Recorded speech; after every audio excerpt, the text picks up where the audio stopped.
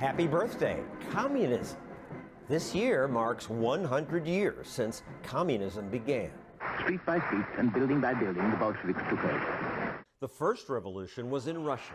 In those fantastic days, the sun seemed to have risen at last. No longer would capitalists exploit workers.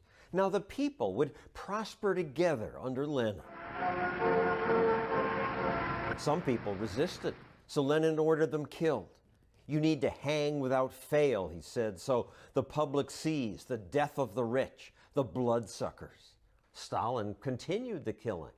Millions of people starved because it turned out that when farmers can't control their property, they don't produce much food. Yet today, many leftist Antifa activists carry communist flags. Some say, well, Russia just didn't do communism right. But when has anyone done it right? The Chinese said they would make communism work. Instead, a mob of teenagers called the Red Guard lined up skeptics and executed them. Millions were murdered. Yet even after years of murder, many Chinese people still believe. Look at these people. They are crying, not because they're unhappy. They're crying with joy and excitement just because they got to see their leader, Chairman Mao. I was brainwashed for entire those school years. Mao was like a god to me. I could listen to him talking to me from the clouds, just like a religion, right? But Chinese communism failed even the people who worshipped it. I was so hungry all the time. My uncle told me how to trap rats. But the prison, everybody's trying to catch rats. The rats run out too. It was horrible. It was horrible. Lily Tang was a little girl then. She loved Mao. Then he died. I really did not know what to believe. It's like I started to realize, was that lie? I was 12. You look at my picture when he died. I was wearing big arm, black bed, and crying my eyes out. But about 8 years later, I met a U.S. exchange student. We made a dancing party. We started dancing. That type opened up. He said, Lee, come to my room next day visit. I want to show you something. He showed me a pocket constitution. He read to me first the paragraph, Declaration of Independence. It's like a light bulb came on. I said, I have rights. All men created equal. Doesn't matter which country, which race, which color. I have rights. He put something in my head.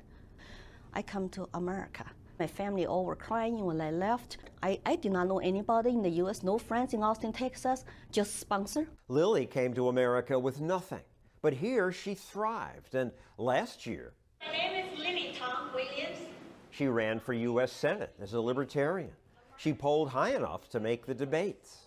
American citizen by choice. I got 100,000 votes. Her message was that life is terrible without freedom.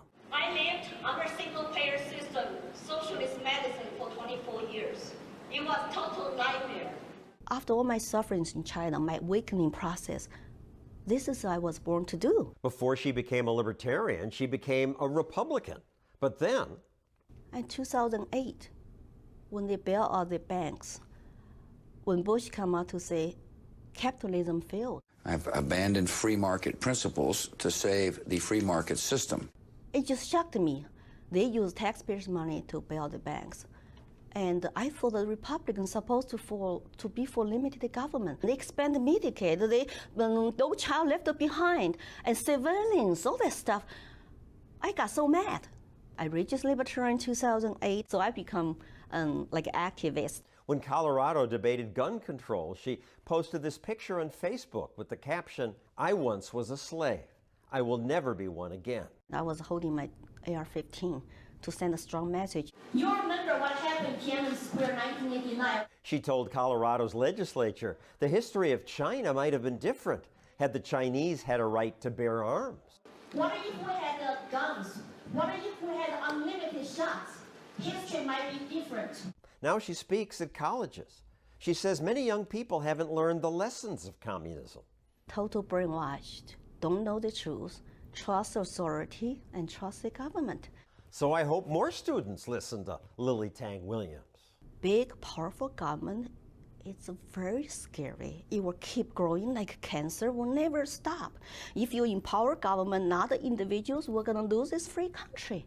That's not what I came here for. I got 3 children now. It's like, I'm gonna fight here. I'm gonna try to wake you. It's like, don't do any crap to my country.